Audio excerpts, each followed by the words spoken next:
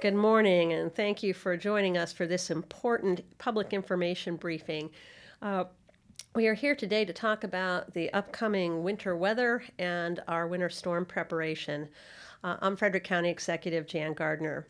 We've been pretty fortunate the past few months and so far this winter to have mild temperatures and only a few snowflakes, but it appears our weather is about to change drastically.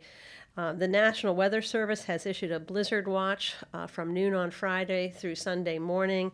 There's some expectation that that may change shortly to a blizzard warning, which would be an upgrade of that. And so it does appear that we are going to have a historic snow event this weekend. So it is the responsibility for all of us, for each and every one of us, to prepare for the approaching storm. Today we want to share steps Frederick County government is taking to prepare, and we also want to share what we think you should do to be prepared for your family and your home, and actually even your place of business. I've also have several key people from various county agencies who are going to join me today to talk about steps that they're taking and that you should take to be prepared. Joining me today are our Emergency Management Director, Jack Markey, our Fire Chief, Tom Owens, our Division Director of and Chief of Volunteer Fire and Rescue Service, Chip Jewell. We have Bill Routson, who's the supervisor of our highway operations and is a key player in trying to keep our roads clean. And also in our audience, we're joined by Chuck Knipe, who's our Director of Public Works, and Dave Ennis, who's also in Public Works. For those of you who lived here in this region in February of 2010, you can remember the back-to-back blizzards that we had, and remember that Mother Nature can really thwart even some of our best preparations. We are expecting strong winds and blowing snow like we experienced in February of 2010, and so sometimes we could have too much snow and too much wind for our plows to actually handle.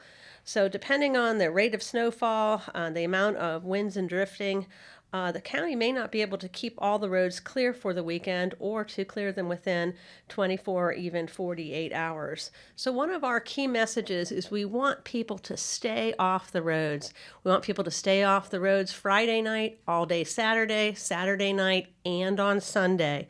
And we want people to stay off the road because we do not want people to be stranded. People need to pay attention to the storm. They need to leave enough time to get home before the storm begins.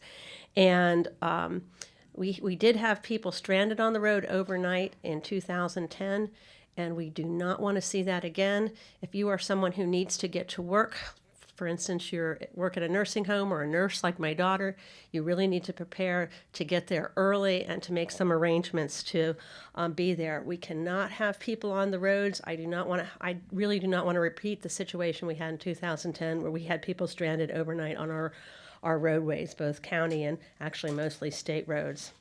So I want to ask you to do a few things to be prepared. First, I want to tell you where you can get information. And one of the places you'll be able to get information is on the county webpage. You'll also be able to get information through county social media, both Facebook and Twitter. But certainly the local media and our local radio stations will be a source of information.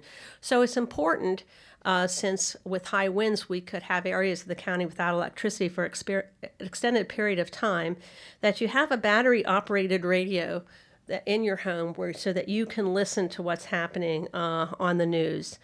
It's important for everyone to move their cars off the road so that we can remove snow, particularly in our cul-de-sacs, but everybody should move their cars into their driveways or off the roads.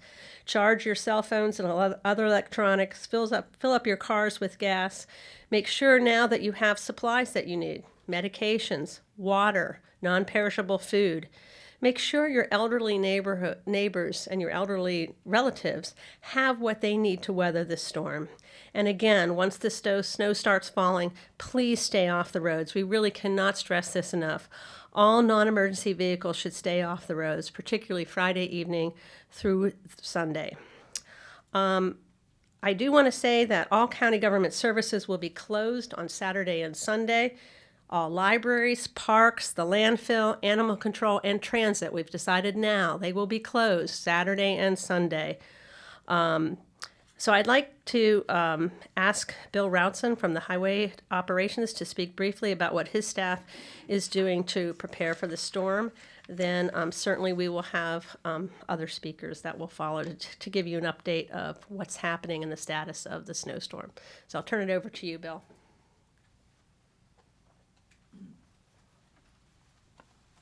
Thank you. I'm Bill Routson, Superintendent of Highway Operations. Excuse me. We've been preparing for the last couple months, getting ready for snow. Fortunately, there's been none, so we haven't had any issues. But this is a big one, and it's a dangerous one.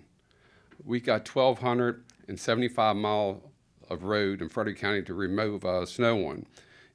Put in lane miles, it's 2,600 miles of road. That's a lot of miles. And when you get blown wind, it's going to take a while to remove it. We got 90 staff members out on the road pushing snow.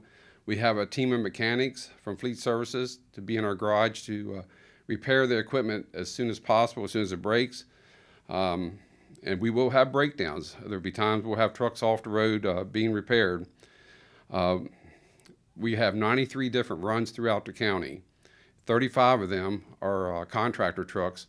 Most of them are in developments throughout the county, mostly in the southern part of the county.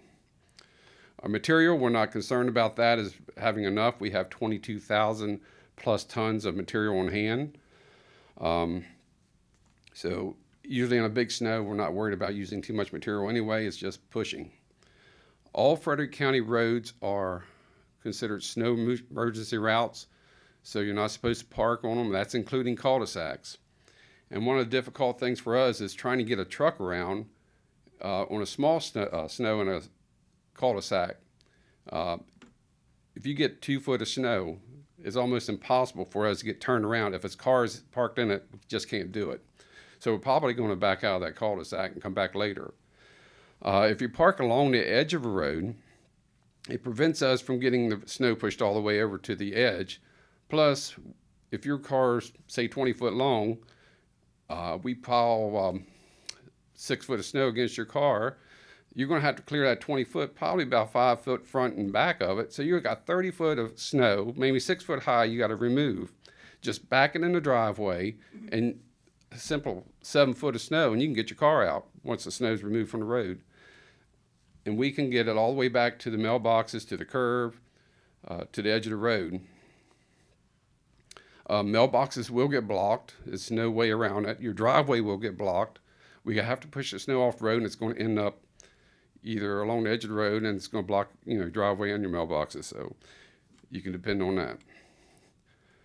Depending when the wind will stop blowing is when we can get out there and really try to open these roads. We have 12 contractors with heavy equipment to assist us with our V-plows to try to open these drifts. It's a slow process. It's either dipping it on like just regular pushing, where we can make pretty good time. We dip the snow. It takes a fair amount of time. Be prepared to be in your house for several days. I believe in 2010, it was like 3.5 days before we got everything open. So it's going to be a while. Be prepared. Make sure you have your medicines and all that.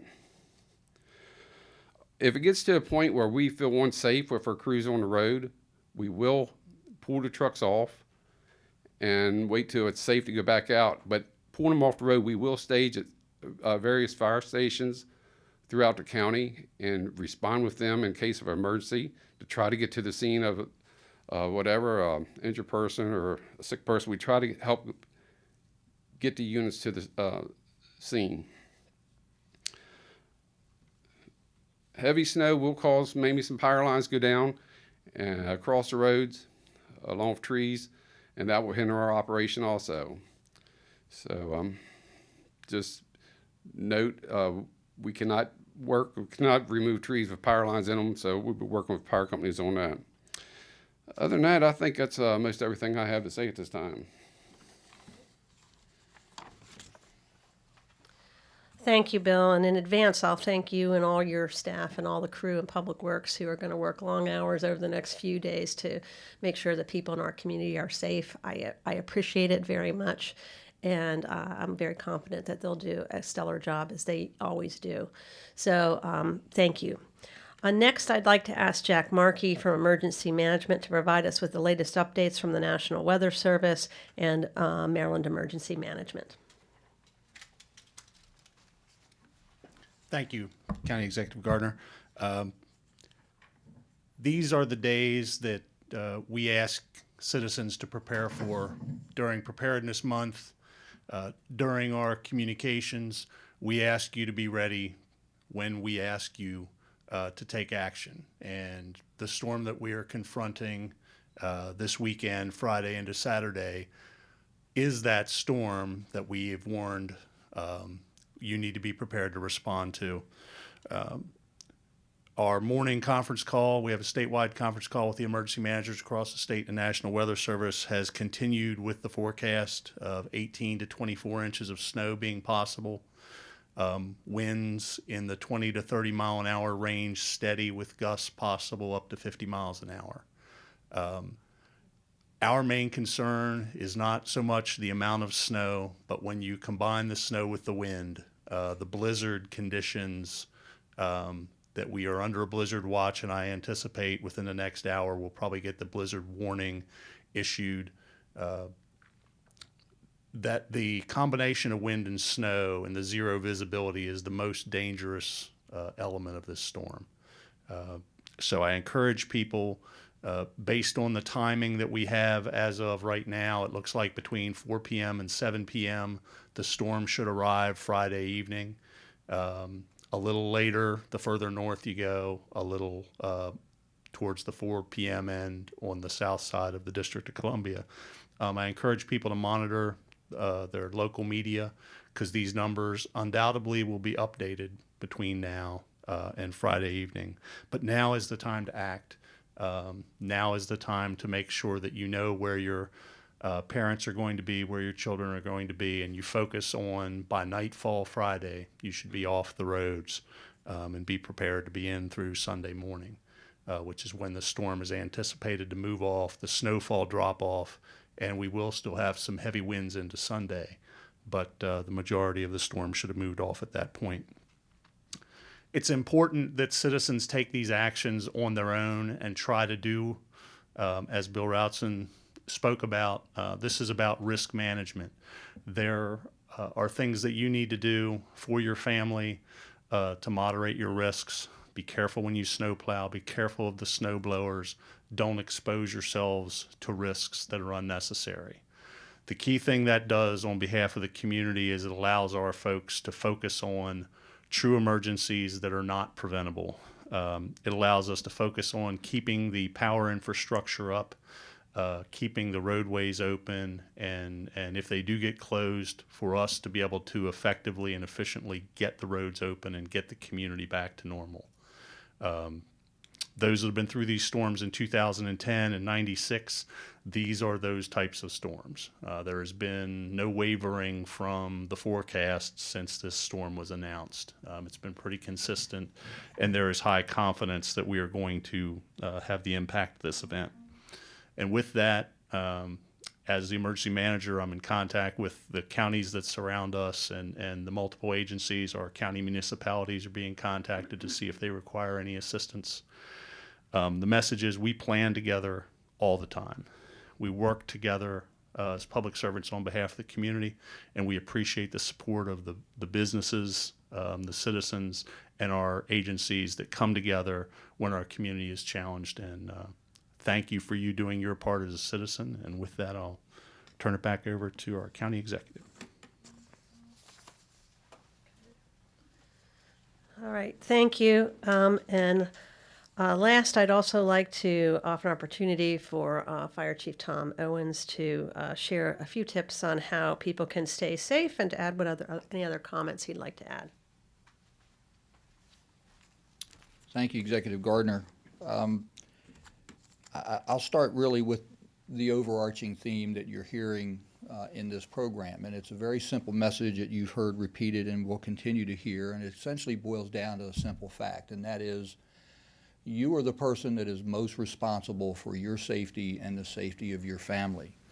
And that's a given really on a day-to-day basis, but when we are challenged with weather events that appear to be in our future, that level of understanding becomes more important. Our emergency planning people continue to stress that members of our community should be prepared for at least a 72-hour period to sustain themselves through the worst of these conditions. And with the forecast, that is about the window that we're hearing from the Weather Service that this storm should occur.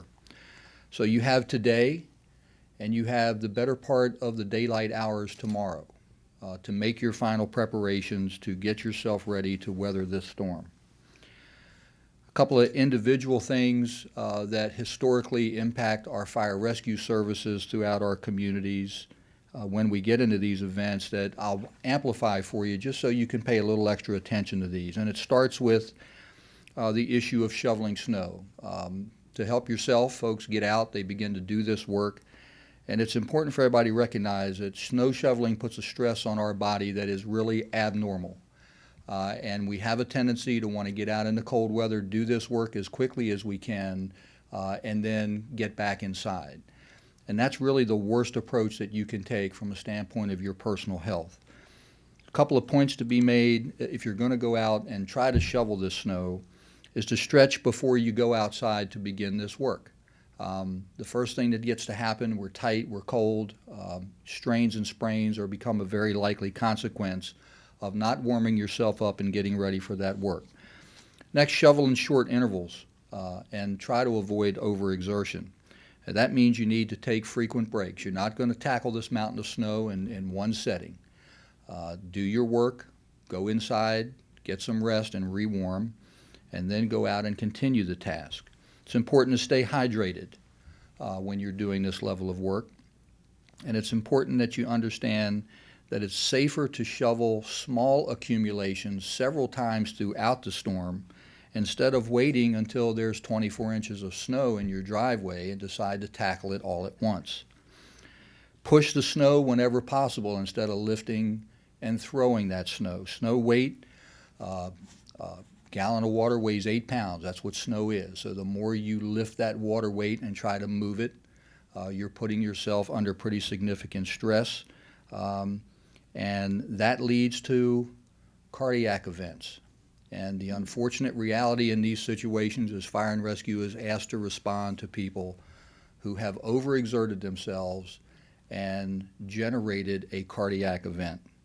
So what is important is to understand that if you're doing this work and you have a sudden onset of chest pain, pain in your arm, pain in your back, and it's pretty clear indication that it's not muscle related, you need to call 911 right away.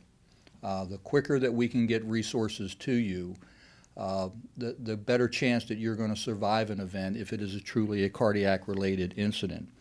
And understand what happens with our response times.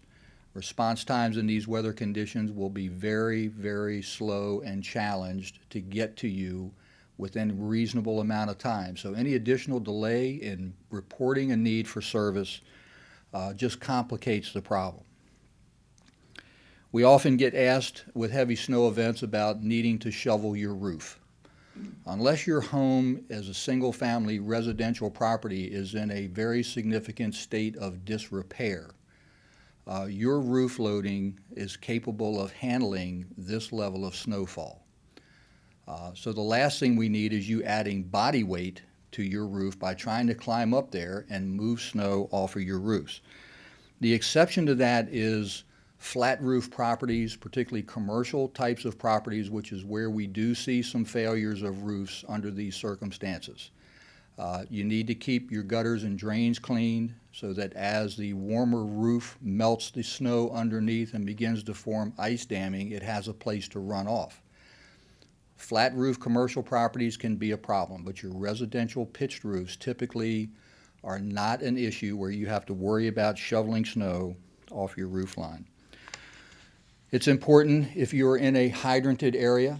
The fire department is asking you to, again, pace yourself, take your time, but if you can clear that hydrant for us as this event unfolds, it improves the safety of your entire community.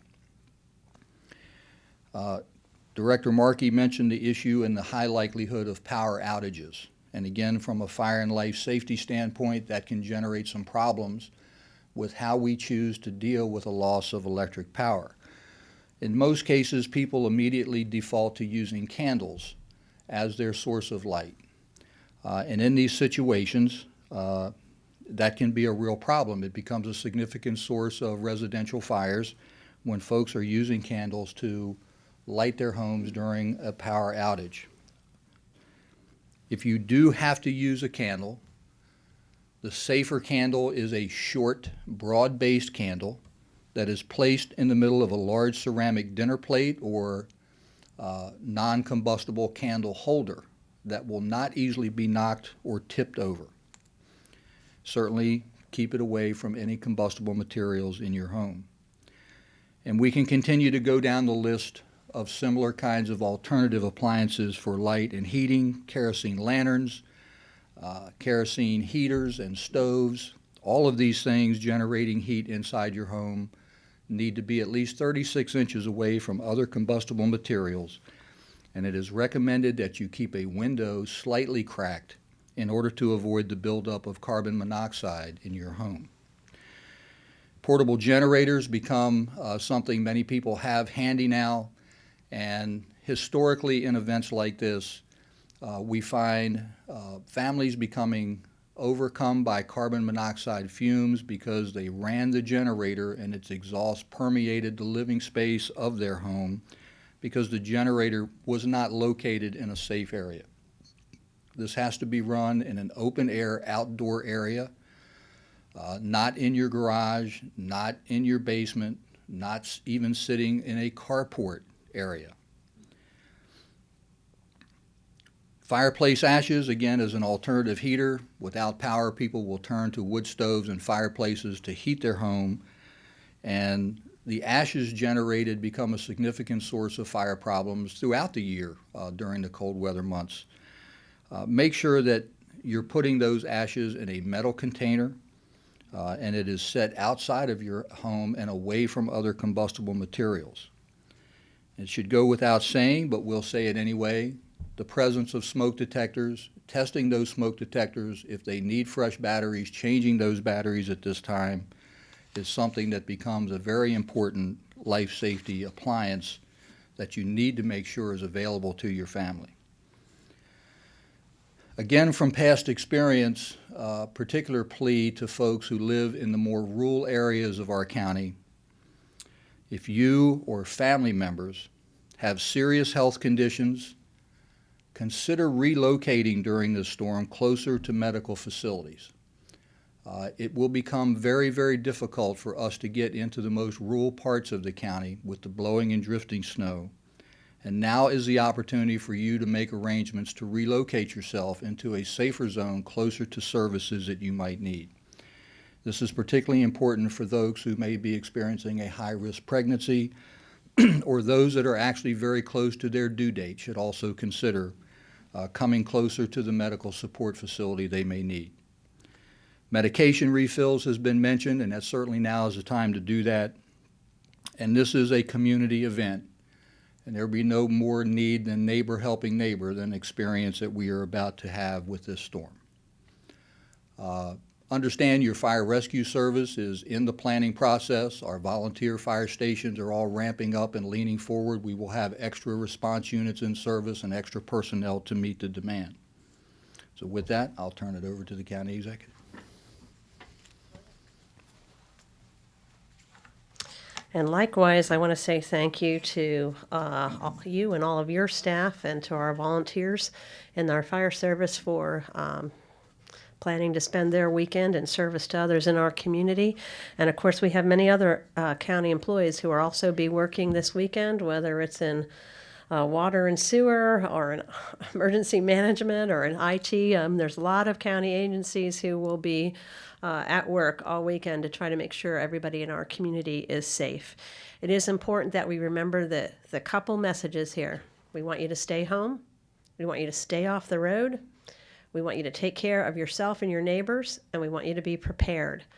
I will say to all of the people who operate businesses and are employers in our community to Pay attention to the timing of the storm tomorrow. Make sure that all your employees can get home safely. Once this snowstorm begins, it's going to be very difficult for people to get home because the snow is going to accumulate on the roadways immediately because has been very cold. So give people plenty of time to get home. It's very important for the safety of the people who you rely on in your businesses. So I do expect for you to stay tuned. I know the governor's having a press conference today. If the governor declares a state of emergency, we will likely follow suit and actually order people to stay off the roads. We really want everyone in our community to be safe. So I want to thank all county government employees and volunteers for their upcoming service over the weekend. And I ask everybody to heed the message to stay safe. And with that, I think we're adjourned.